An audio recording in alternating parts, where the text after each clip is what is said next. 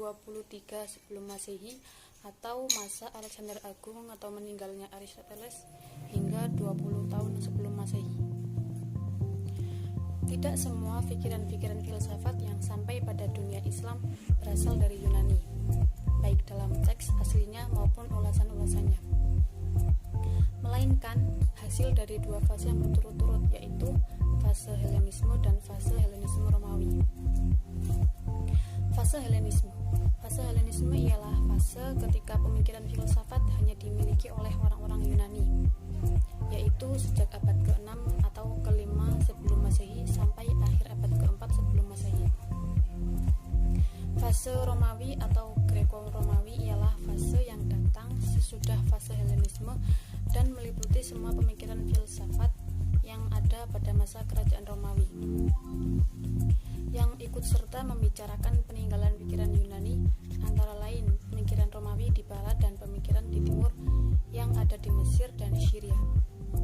Fase ini dimulai dari akhir abad ke-4 sebelum Masehi sampai abad ke-8 Masehi. Filsafat di Yunani lahir untuk melepaskan diri dari kekuasaan aliran agama bersahaja yang menyebarkan ajaran agamanya dengan doktrin dan kekuasaan. Lebih dari itu, filsafat mengajarkan segala hal yang benar menurut ukuran rasio, dan standar kebenaran adalah rasio itu sendiri. Apa yang dibenarkan oleh akal pikiran dinamakan filsafat, sedangkan segala sesuatu yang irasional dikategorikan sebagai ajaran agama yang penuh dengan mitos. Cukup sekian penjelasan dari saya. Selanjutnya akan dijelaskan oleh rekan-rekan saya. Aliran-aliran pada fase Helenisme Romawi. Yang pertama ada aliran Stoa. Aliran Stoa didirikan oleh Zeno di Kition. Zeno dilahirkan di Kition pada tahun 340 sebelum Masehi. Tujuan utama dari aliran Stoa adalah menyempurnakan moral manusia.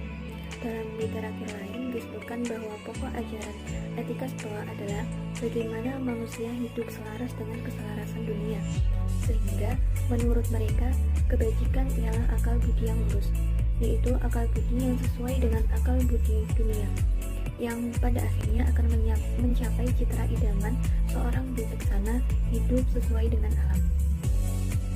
Yang kedua ada aliran Epikurs. Dinamakan aliran Epikurs karena pendirinya bernama Epikurs yang dilahirkan di Samos pada tahun 341 sebelum Masehi.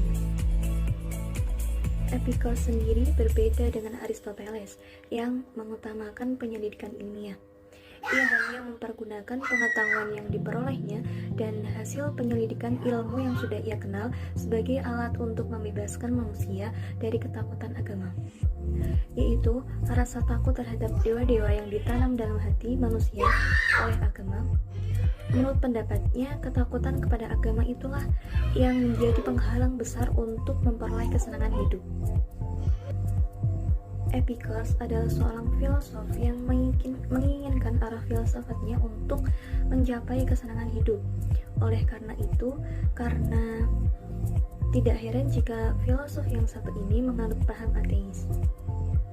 Hal ini semata-mata ia lakukan untuk mencapai kebahagiaan yang sempurna tanpa ada batasan apapun.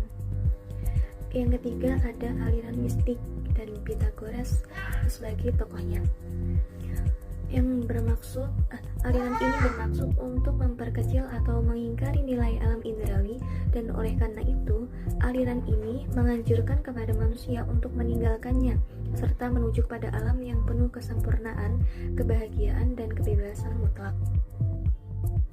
Yang keempat ada aliran kemanusiaan yang menghargai manusia setinggi-tingginya dan mengakui kesanggupannya untuk mencapai pengetahuan serta menganggap manusia sebagai ukuran kebenaran. Aliran ini diwakili oleh Socrates dan golongan sofis, meskipun ada perbedaan antara dia dengan mereka. Selanjutnya adalah penjelasan tentang kaum sinis atau sinisme dan kaum stoa. Yang pertama ada kaum sinisme.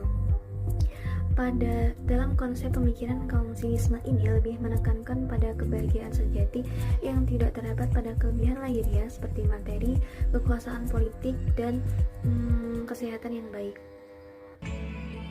Kaum sinisme percaya bahwa diri sendiri itu tidak perlu memikirkan kesehatan diri orang lain, apalagi sampai kematian mengganggu mereka akibat mereka memikirkan kesehatan orang lain. Dan juga mereka tidak boleh memikirkan diri menjadi tersiksa karena memikirkan kesengsaraan orang lain. Dan yang kedua ada kaum Stoa. Kaum Stoa ini memiliki 3 ajaran, yaitu logika, fisika, dan etik. Yang pertama adalah logika. Menurut kaum Stoa, logika merupakan memperoleh kriteria tentang kebenaran. Apa yang dipikirkan tak lain dari yang telah diketahui pemandangan. Hanya barang-barang yang kelihatan yang mempunyai realita. Pendapat kaum Stoa ini disebutkan dalam filsafat pendapat nominalisme sebagai lawan dari realisme. Fisika menurut kaum Stoa tidak saja memberi pelajaran tentang alam, tetapi juga meliputi teologi. Zeno sebagai pendiri Stoa menyamakan Tuhan dengan dasar pembangun.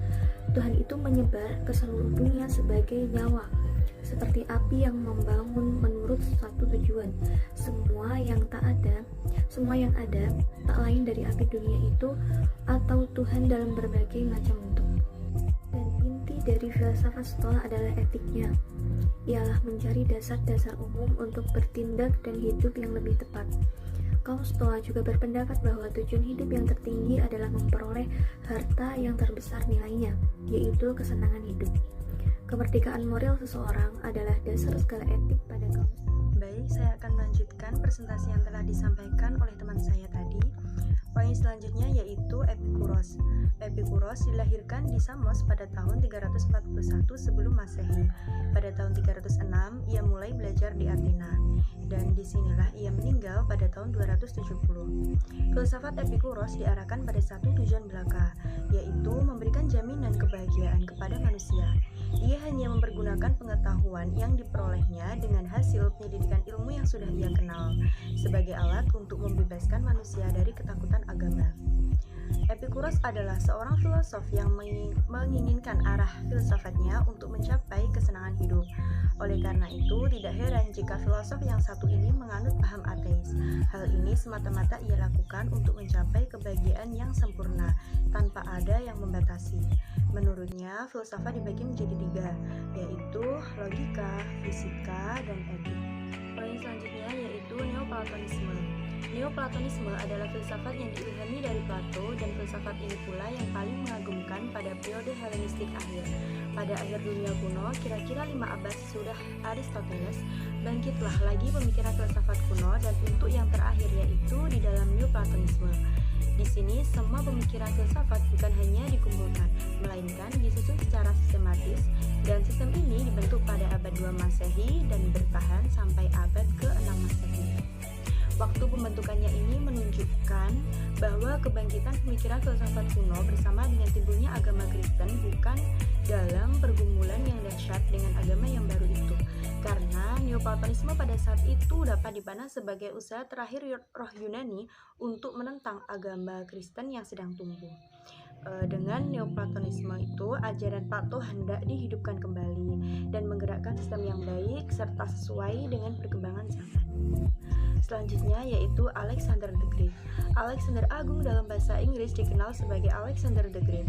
Alexander the Great adalah seorang penakluk atau pemimpin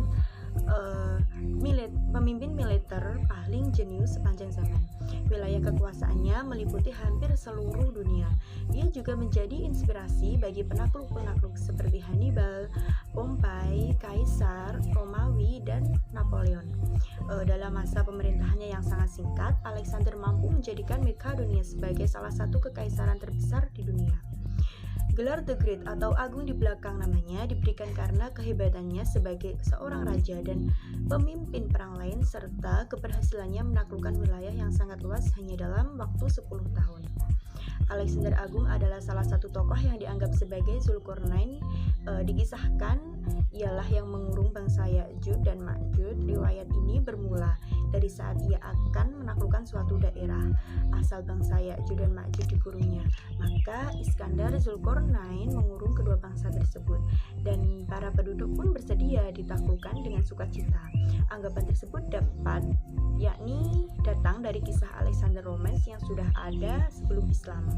Beberapa ulama Muslim menolak anggapan Alexander karena Alexander Agung bukanlah monoteis, sedangkan Zulkarnain adalah penyembah Allah dan hanya seorang penguasa. Demikian presentasi dari kelompok 6, kurang lebihnya mohon maaf.